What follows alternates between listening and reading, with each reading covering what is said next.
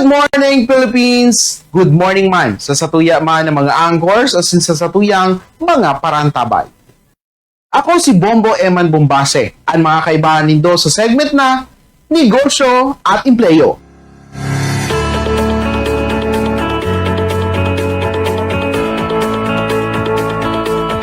Sa satuyang segment na Negosyo at Empleyo, satuyang pag-urulayan ang mga negosyong napapanahon as in pwedeng makapagtao ng trabaho sa satuyang mga kabombo. Unya na aldaw ning Domingo, satuyang pag-urulayan ang mga simple alagad mapagkakakitaan na negosyong pwedeng-pwede gibuhon sa salit na kapital komo sa imong puhunan.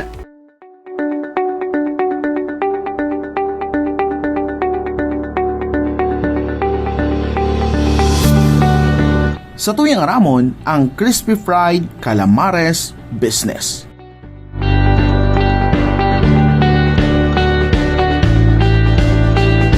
Laging partinakan mga Pilipino cuisine ang pusit kung saan manlain-lain na klaseng luto na ang pinag-uopresir.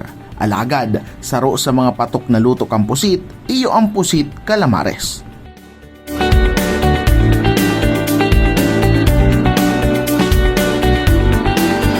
Arugan fried chicken, as in mga pinagbubugtakan maning arena na mga recipe pareho man ang calamares sa siring na paagikan pagluto.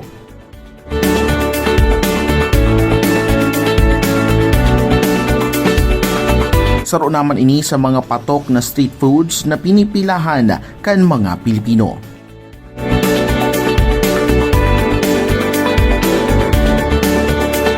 Simple, as in madali gibuhon ang recipe na ini. Kung kaya naging parte naman ini kan mga street foods na mahihiling mo sa mga happy lanes.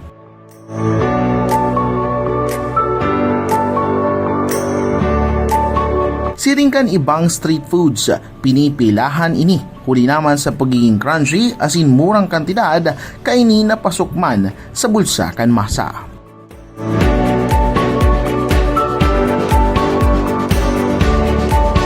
Nakatunan ng street foods kan mga Pilipino ang calamares, kung saan kadalasan mo ining mahihiling na pinaglalako kan mga rolling store cart na nagluluto ka na sambitan pagkakan.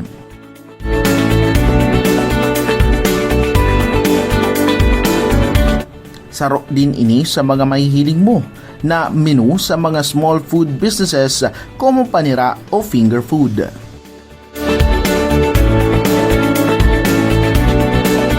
Saro ining Mediterranean dish kung saan naidara sa nasyon as in naging patok sa panlasang Pilipino.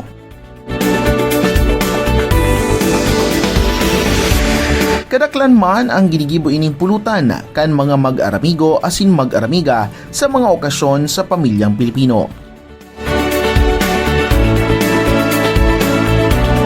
Pinagpapartneran man ini kan suka na pano ning kinayod na tapayas komo sausawan. Saro ini sa mga street foods na kinahiligan na kan mga Pilipino.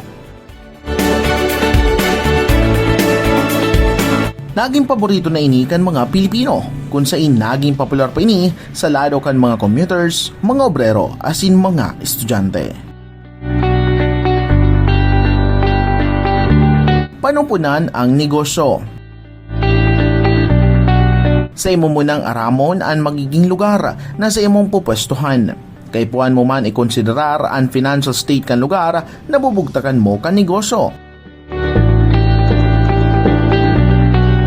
Sunod digdi, ang pag-aramo sa mga posibleng competitor sa imong lugar. Piraan ka pareho mo na nagdenegosyo kan siring na produkto. Sa insinda na kaposisyon as in pira ang presyo kan sa indang pinagpapabakal.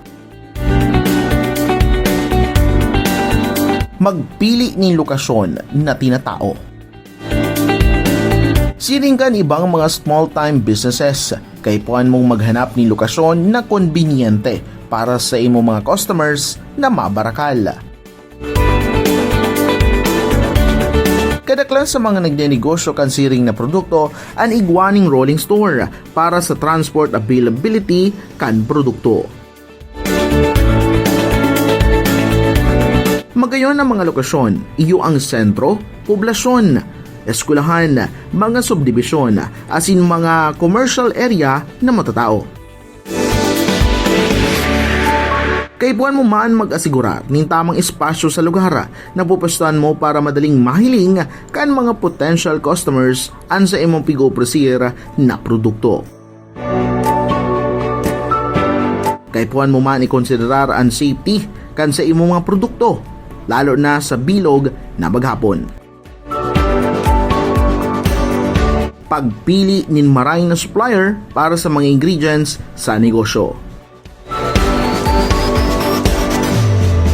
Kaipuan mo man mag-research nin mga supplier na pasok sa budget mo o kaya si kaya magtaon nin diskwento sa imo.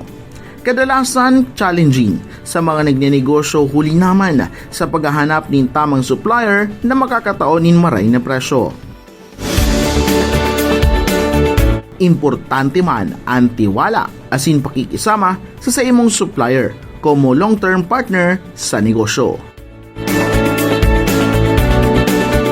Para sa mga kaipuan ingredients, uya ang mga minasunod: sliced squid, all-purpose flour, egg, breadcrumbs, salt, ground black pepper, asin cooking oil.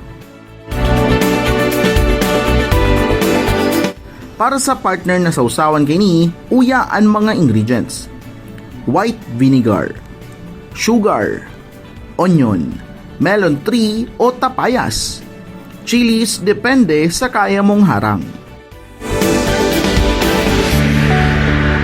Sa pag-put up kan business ni, nagre-range man sa 1,500 pesos hasta sa 3,000 pesos para man sa crispy fried calamares business.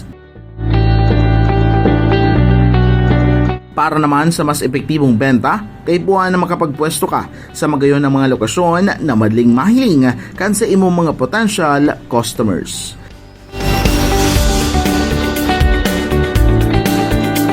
Dakula ang market kay ni, huli naman sa pagiging in-demand as in basic food source kan mga tao. Idugang pa ang pagiging bistado kay ni sa publiko. Yan sana ang pira sa mga paagi para sa imong crispy fried calamares business na pwede mong pagkakitaan. Lugod, makatabang sa tuyang mga kabombo ang sa tuwing napagulayang negosyo, ngunya na aldaw ni Domingo.